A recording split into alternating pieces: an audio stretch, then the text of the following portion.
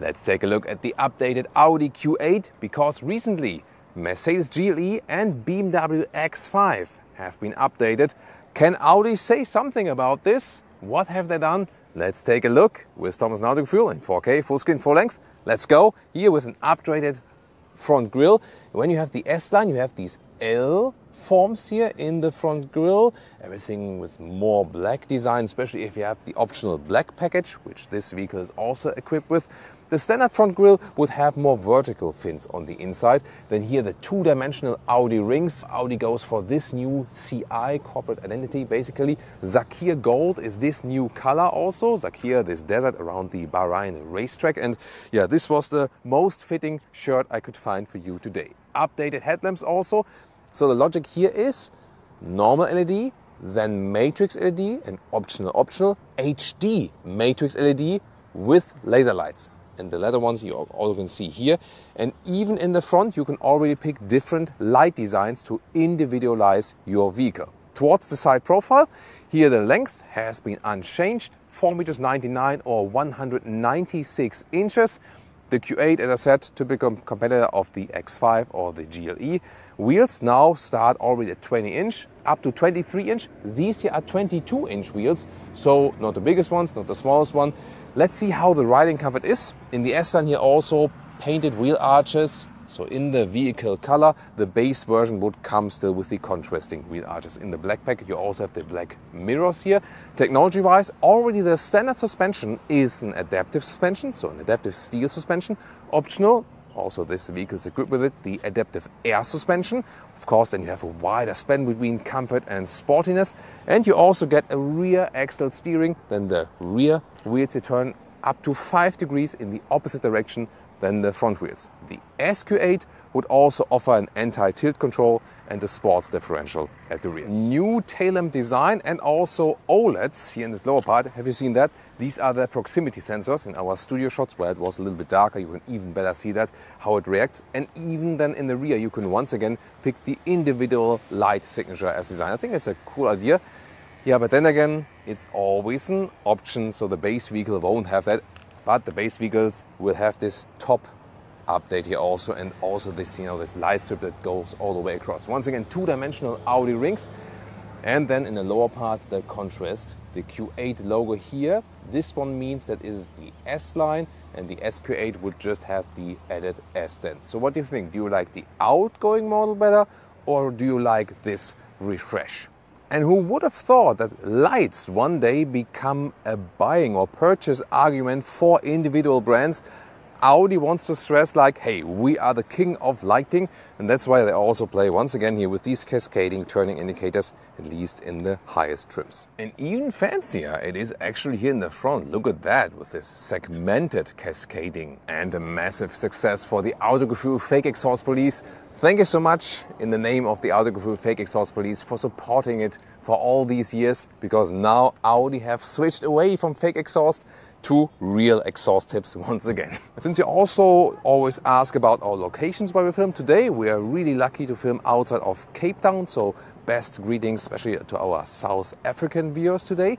And behind me is so-called Camps Bay. I think this beautiful beach here, so yeah, very fitting to our vehicle color today also. This is the car key here, slim and light, we know that. And look at here, the B-pillar. They have the model naming here now, not to have too many badges on the exterior, so the days of over-badging on the exterior is obviously gone. Then frameless doors with dual installation. Oh. There we go, door closing sound. So you see here, it needs more push actually because of the good installation here. And then it sounds really awesome. That's really rare that a frameless door sounds great. Instead of the door, here with microfiber inserts, and I like this galvanization tip here for the window levers, and even they have a clicking sound here when you open or close them. Yeah, these deals I really love. S-line badge you can already see then in the lower parts. We also have S-line interior as well as on the steering wheel, perforation at the side.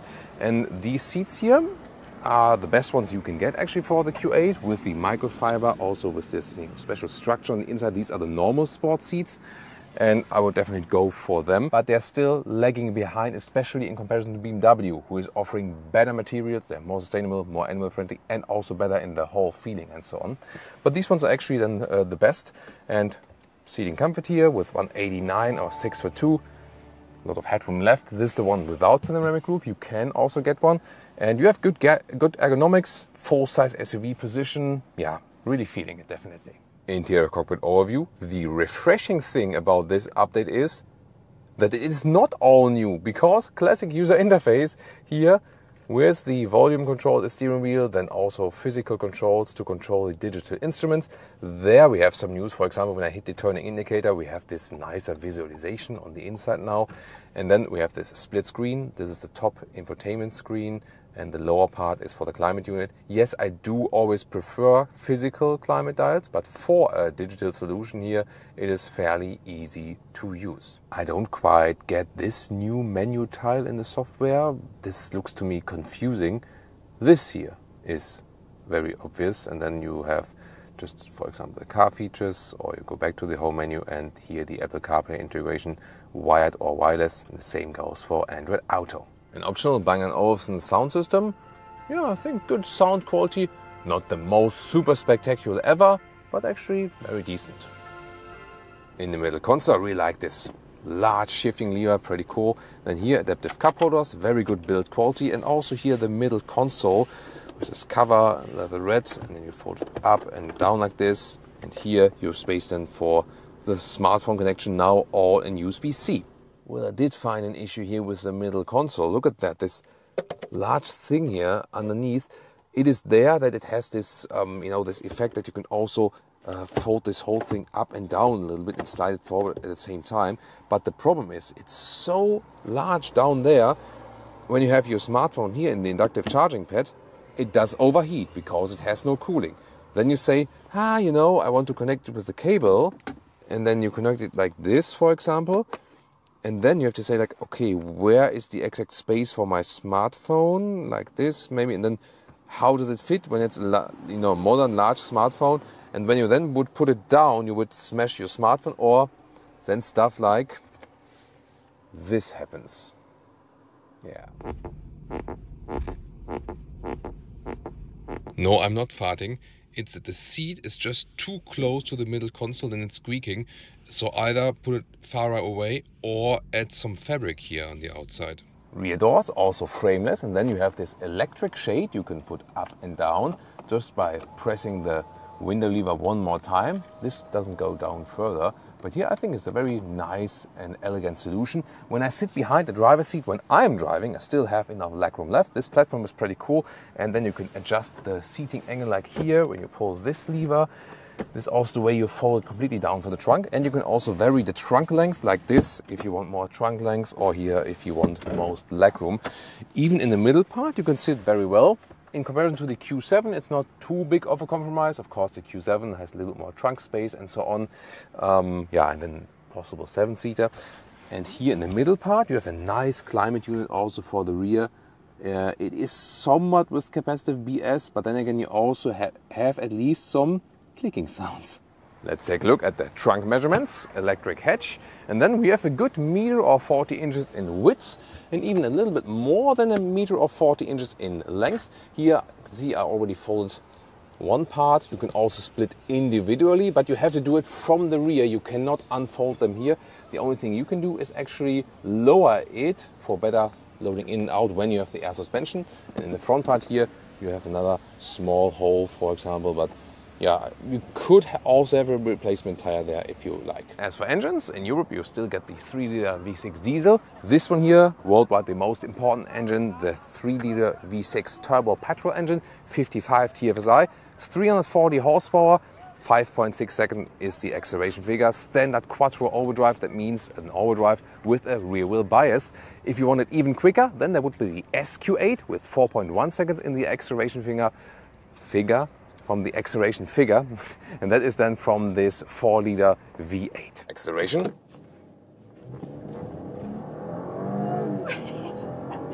Plop, that was 0 to 80 kilometers an hour.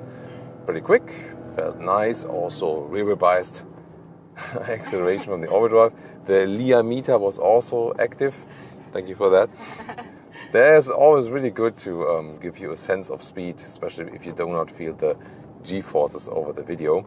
So here in the dynamic mode, the air suspension is also set a little bit stiffer and have more feedback from the road. And here when the road is very even, that's pretty cool. And we have beautiful roads here with a nice view.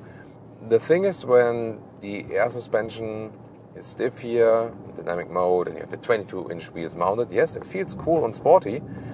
However, it is then also not the most comfortable experience when you're driving over some bumps. So that always depends then on the road condition. As I said, here is absolutely fine, when it's not destroyed or something. But I feel this setup here, and especially with the bigger wheels, you do lose comfort. So you have to be aware of that. So that is definitely an SUV that does have this sporty focus here. Really nice reaction from the steering wheel here. No dead zone, whatever. So I have a very fine feeling for the car. I like that. So it feels very, very well balanced. The rear axle steering helps me when we're driving slower speeds and so on. And it's also not feeling artificial at all. Very good here also when I'm doing some slalom left and right.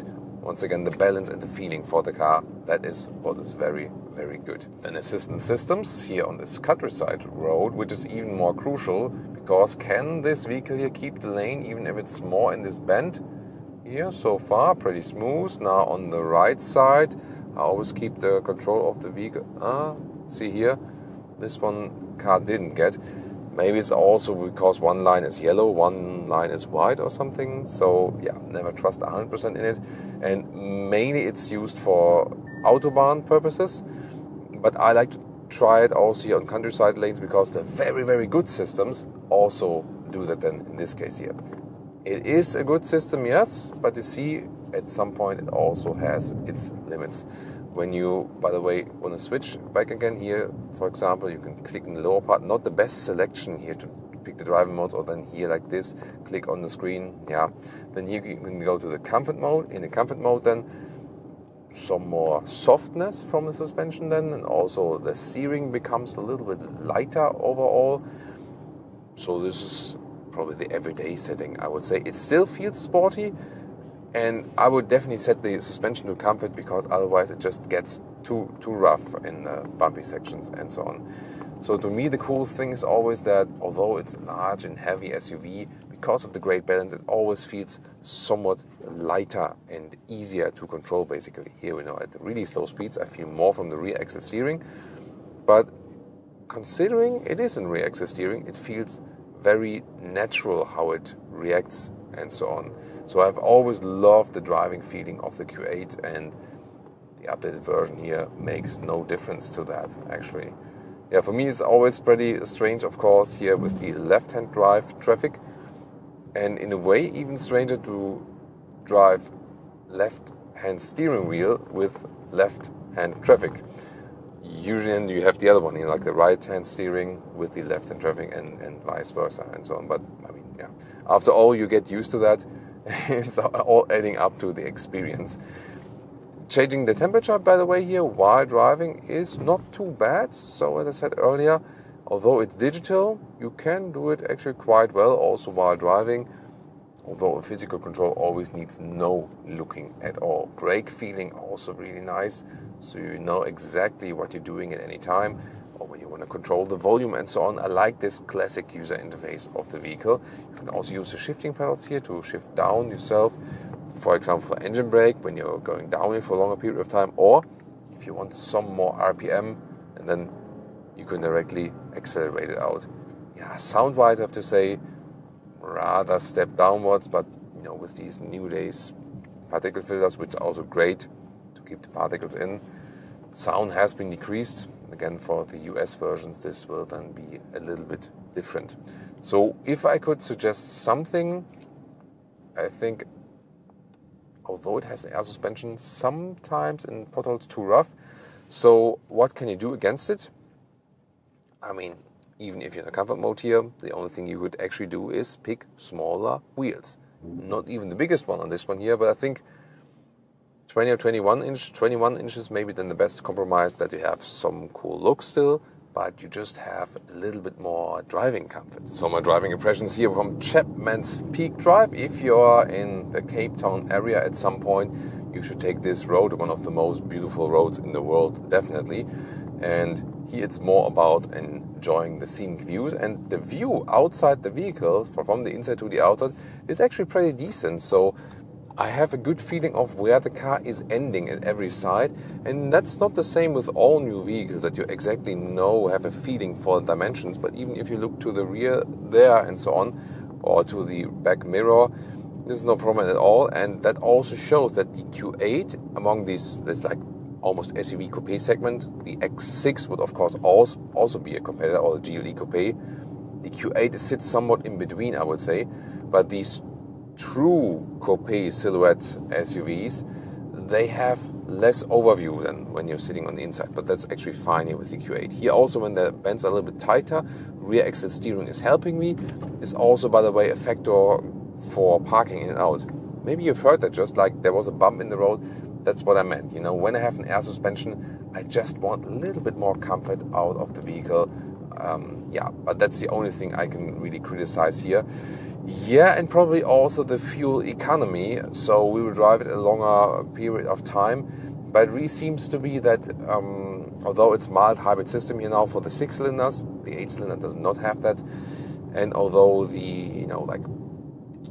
it's not like the most fuel consuming engine of all time, and I know this engine for a very long time, but here obviously also when the AC has to work a lot, the consumption seems to go quite high, and we'll put it in the video description and in the comment below, in the pinned comment, and then tell you more about that. By the way, instead of choosing the driving modes, which sometimes can be complicated, you can just always pull the shifting lever here to the S shifting mode.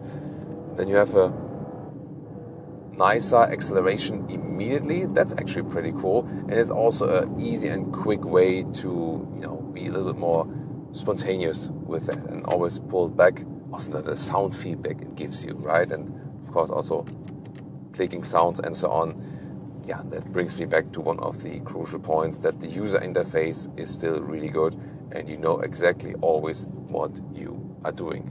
You should also tune in to the Mercedes GLE and the BMW X5 facelift.